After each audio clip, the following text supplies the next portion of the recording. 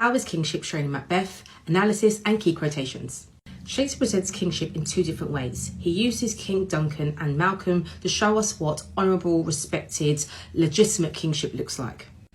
Shakespeare then uses Macbeth to show us what a tyrannical, violent and illegitimate king looks like. It shows us the dangers of what happens to kingship if you lead by personal ambition rather than by a sense of duty and responsibility to your people. King Duncan is presented as a just ruler who is respected by his subjects. However, he's also shown to be quite ignorant and too trusting. King Duncan learns that the first Thane of Cawdor was a traitor and orders his execution. This is significant because it shows us that he can have elements of being a strong leader and acts as a warning not only to the other characters in the play, but to the audience, what will happen if you try to overthrow a king. After the execution of the Thane of Cawdor, King Duncan reflects and says, "There is no art to find the mind's construction in the face. He is the gentleman whom I built an absolute trust." Basically saying that the Thane of Cawdor was two-faced. What he was showing, expressing on his face, wasn't really what he was feeling inside in his heart. Dramatic irony is used here because as soon as he says this, Macbeth enters the new Thane of Cawdor and Duncan talks about how he owes him, is in debt to him. So again, building absolute trust in another Thane of Cawdor who is going to actually kill him. King Duncan's blind trust in those who pledge their allegiance to him is his downfall and shows him to be a weak king because ultimately it leads to his death.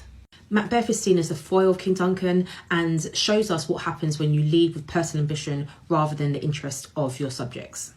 In Act 1, Scene 7, during his soliloquy, Macbeth is conflicted about whether to kill Duncan or not. He is aware that he is a good and humble king and doesn't have any actual reason to kill him but his personal ambition. Macbeth says, "I have no spur to prick the side of my intent, but vaulted ambition overleaps itself." So he literally says, "I have no reason to do this, but my ambition makes me want to do this." Macbeth's overriding ambition leads to him committing regicide, and this only leads to a spiral of more violence and chaos for him to try and keep hold of the power. One of the threats to his power is Banquo and his children, as he learned at the same time as Macbeth's prophecies that his children will become king. And from what we know, Macbeth cannot produce children because he speaks about his fruitless crown. Having an heir is an important part of kingship because it is something that you can pass down, the power down to your children and provide stability for the country. And this was something that actually was happening during the time because Elizabeth I was queen before James I became king, and she died without having any children. And therefore, James I became King of England, and there was a lot of tension because of this. Macbeth believes that his kingship has no meaning until he secures this, and that means get rid of Banquo. Now let's talk about Malcolm. In Act 1, Scene 4, Duncan names Malcolm, the Prince of Cumberland, his heir to the throne. This was actually quite unusual at the time because it was actually the Thanes who elected the next king. So for Duncan to do this shows actually an element of power and authority because he's breaking tradition in order to get what he wants. This is one moment where Macbeth could be seen as royalist propaganda. So shortly after James I became King of England, he became the patron or sponsor of Shakespeare's theatre company, and the name actually changed to the King's Men. So obviously, if he's your new patron, your new sponsor, you're going to have to produce plays that are going to flatter the king. So this can explain why Shakespeare presents Duncan, Malcolm and Banquo, who was thought to be a descendant of James I, in such a positive light. So while Malcolm shows qualities of his father, he shows that he's more aware of the deception that surrounds them and flees to England. So while it could also be seen as a weakness that he's decided to just run away, it could also be quite sensible because he can go to England and gather allies in order to then come back to Scotland. Malcolm actually uses deception himself in Act 4, Scene 3 to test Macduff's loyalty and make sure that he's not just an agent of Macbeth. He states that under his kingship, Black Macbeth will seem as pure as snow. He starts to list all the bad qualities that he has, such as slanderous avarice and lust and desire. And he says that if he became king, he would cut off nobles from their land and desire his jewels. After Macduff pretty much says that he's a disgrace to his family, Malcolm then reveals that he wasn't being serious and it was all a joke, and says that he did it to try and prove Macduff was loyal to him.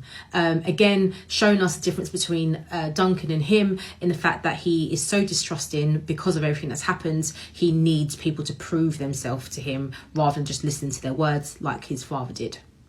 So Malcolm returns to Scotland, Macduff kills Macbeth, and the natural order is restored.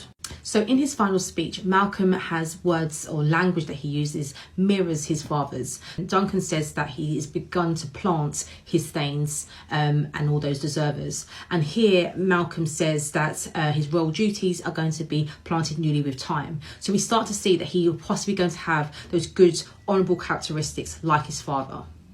Malcolm's future kingship can be questioned. He's already shown signs of being deceptive with testing Macduff, same way we see those signs in Macbeth, and then they all hail him the King of Scotland, similar to what the witches do when they all hail Macbeth. So it shows that he has the qualities to possibly be a bad king. It's just about the path he chooses to tread. Kingship is an important theme in the play and reflects what was happening and the ideas that people had in society at the time. So the divine rights of kings was a concept that was widely accepted by society at the time, and this was the belief that the king was closest to God and therefore only answerable to God. As religion was also just as important at the time, it was a system where people could not challenge it at all. The monarchy had absolute power. The play looks at what happens when somebody tries to disrupt this natural order, and we actually even see this through the description of the weather.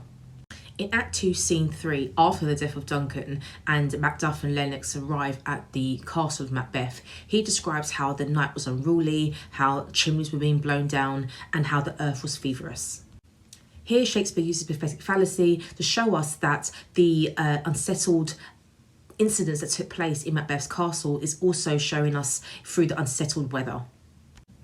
In the spring of 1606, there were wild storms that killed almost 2,000 people. So although it didn't happen in Scotland, it happened in England, the contemporary audience would have been aware of this. But shortly before these storms took place, there was the attempted assassination of James I with the gunpowder plot. And so there could be that link there that the weather has reflected the fact that somebody tried to commit regicide and killed the king. Shakespeare also used the motif of clothing throughout the play to show us that Macbeth is not the rightful king.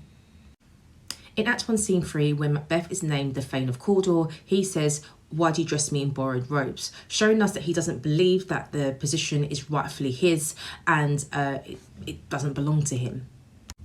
The imagery of clothing is used throughout, particularly in Act 5, Scene 2, when Angus says that Macbeth's titles hung loose about him like a giant's robe on a dwarfish thief. The use of the simile here shows us that Macbeth is in a position that is not rightfully his, that he needs to return the borrowed robes. By saying that he's a dwarfish thief, it's shown us that they believe that he's stolen the crown and now it's time to return it to Malcolm. Lastly, Macbeth refers to his kingship throughout the play as the crown. Malcolm refers to it as the throne. Like clothing, a crown can be taken on and off, showing us again he shouldn't be the rightful king, whereas Malcolm, a throne is permanent and fixed, like his power. So this can be seen as royalist propaganda. Malcolm is seen to be the rightful king, same way in reality James I wanted to be accepted by society as the rightful king. And what happens if you disrupt this natural order, social order? Macbeth gets his head chopped off and Guy Fawkes got hung, drawn and quartered. So don't do it, basically. So yeah, kingship done.